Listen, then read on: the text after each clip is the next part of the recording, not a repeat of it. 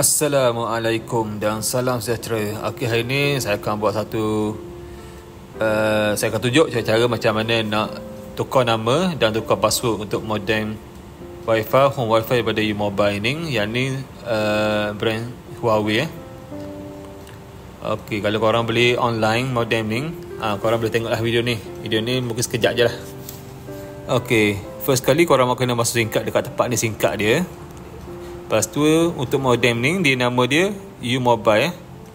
Yang ada dua, yang atas yang bawah tu. Yang atas tu 4G, yang bawah tu 5G. Untuk tukar password, korang kena buka kat Google, masuk nombor ni 192.168 ni, dia punya password dia admin saja.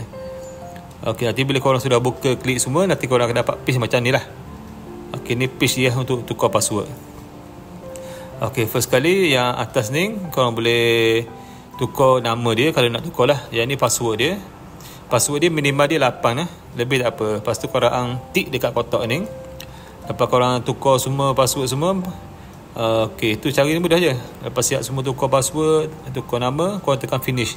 Itu saja. Okey, sebagai penutup, saya lupa nak buat video ni pasal satu lagi ya. Okey, satu lagi, masa korang nak tukar password tu, pastikan korang kena on dulu modem ni lah. On modem macam biasa, dia nyala 3 lampu. Pastikan semua nyala ni. Lepas tu baru korang boleh connect wifi lah. Nak tukar password tu, pastikan korang kena connect dulu dengan modem ni. Kalau tak connect, dia tak boleh tukar password lah.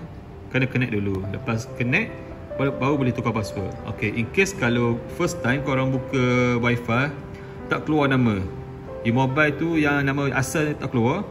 Ok, korang try restart modem ni. Biasanya dia keluar lambat sikit lah. Pastikan dia keluar nama modem U-Mobile sekian-sekian tu, barulah korang boleh connect wifi. Kadang-kadang dia ambil masa sikit lah, tapi restart biasanya ok lah. Ok, lepas tukar, sebelum pada finish tu, sebaik-baiknya korang screenshot dulu lah. Takut-takut terlupa password. Tapi in case kalau korang lepas tukar password tapi terlupa password yang asal, kalau korang pasang dekat tempat letak singkat tu, dia ada satu button reset. Ok, kalau korang terlupa password asal, korang tekan je reset tu dengan jarum ke, tekan dalam 5 saat gitu lebih kurang. Nanti lampu ni dia akan terpadam. Dalam 1 minit 2 minit dia akan jala balik. Dia akan kembali kepada password asal dia lah. Ok, itu saja. Kalau korang tak faham apa-apa, boleh komen lah. Ok, jangan lupa like, share dan subscribe. Jumpa lagi di next video. Assalamualaikum dan salam sejahtera. Bye bye.